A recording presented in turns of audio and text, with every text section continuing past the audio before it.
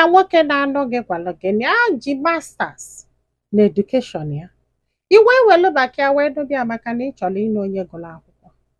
Gịnị a na-abụ wee bili o wee bido ibi gị ego obili gị gbogo obili gị gbodi wee nakọta wee mebe investigeshọn wee bụrụ na nọọ secondary school certificate ka o ji wichi ọ pasara sef mana ọ na-asụ okpokpo oyibo magazin. Ị ka ya nọ na that marriage ma ọ bụrụ na ịbụ nwaanyị achọrọ ịnụ onye gụrụ akwụkwọ, nwoke a wee deceive gị wee kpọta gị wee kọbalụ gị akụkọ mma nkasị na ndị ya. Be careful before you choose a life partner. Be careful. I'm telling you out of experience. Be careful.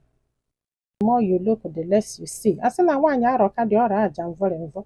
Apịghị ghọtago isi ka ịrọ dị nsogbu isi na ịma arọ nsogbu igbogo egbogo nsogbu igbede egbede nsogbu o nwee woman sị m that na-etu nya nọ kịta wee lụta ụlọ na-agba moto na o nwere nwaanyị abụọ na ofe woman ga-asị ya no na m enwere right. How dare you?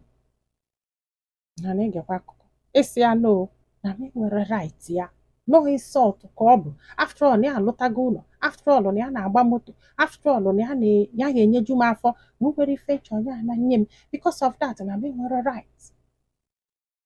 Na olee ka nsekwulu na-enye kwugide nnọọ kwụsie isi a na ndụ sorry if you feel insulted.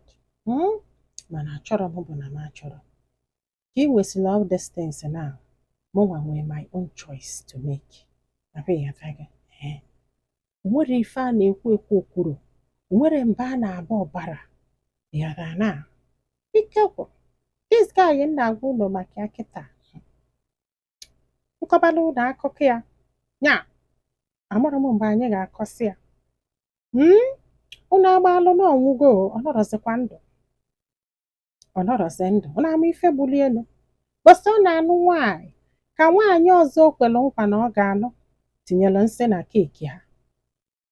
Polisi enye nọ ebe afọ na-anyụ anyụ na-agba agba rọsh anya ụlọ ọgwụ ojebe nwaanyị a nke ọ na-anụ dụkwa n'ime dị ime 8 months ihe a wee mee asịrakwa m nọ maka ife mụ na ya na-abụ mere kpatara ife a mee nọ yes mana mgbe ụfọdụ ndị mmadụ na-ebuga ife ha ga-eme ife ha ga-eme ya how good ha do how interesting fa do ife ị kwesịrị ime na ife ị kwesịrị ime so dị very careful. Ịghọta na uche niile bụ ya nwere moto nwee ego lọta ụlọ na o nwere nwaanyị a ga-asị ya mba.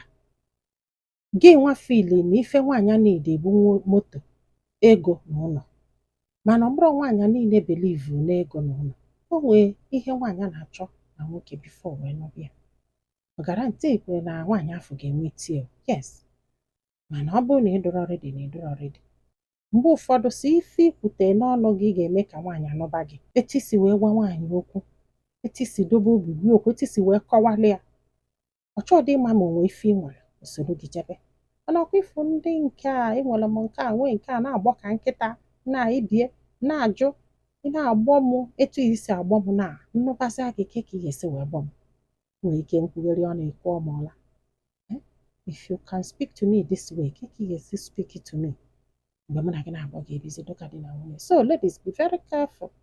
Ghọta ebe m na-eje